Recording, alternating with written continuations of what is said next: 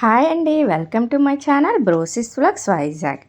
ఓం నమో వెంకటేశాయ. అందరూ బాగుండాలి, అందులో మనం ఉండాలి. ఈరోజు వీడియోలో అయితే తొక్కు మినపప్పుతో అయితే సున్నుండలు చేశానండి.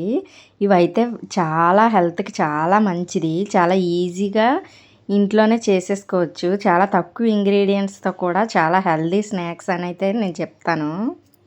ఫస్ట్ అయితే చిన్న గ్లాస్తో అయితే తీసుకున్నాను. సున్నుండలు తిని అయితే చాలా రోజులైంది. తొక్కు మినపప్పుతో అయితే నేను ఎప్పుడు చేయలేదు.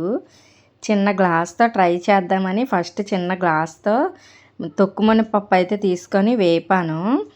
దాంట్లో కొంచెం బియ్యం అయితే వేసాను.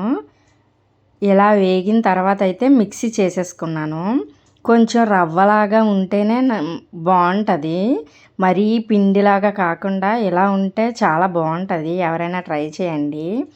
మనం ఏ గ్లాస్తో తీసుకున్నామో ఆ గ్లాస్తో షుగర్ అయితే తీసుకున్నాను.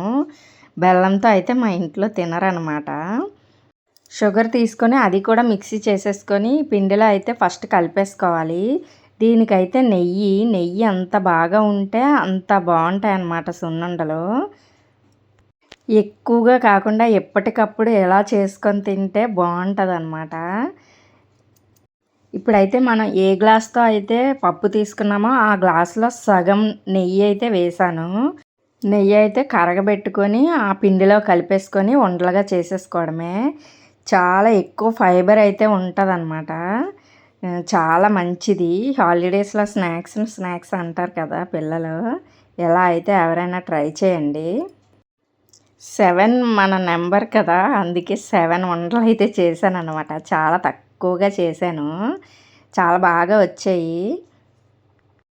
వీడియో నచ్చితే లైక్ చేయండి, షేర్ చేయండి, సబ్స్క్రైబ్ చేయండి. వీలైతే సున్నుండలు అయితే ట్రై చేయండి. Thank you for watching బ్రోసిస్ vlogs Vizag.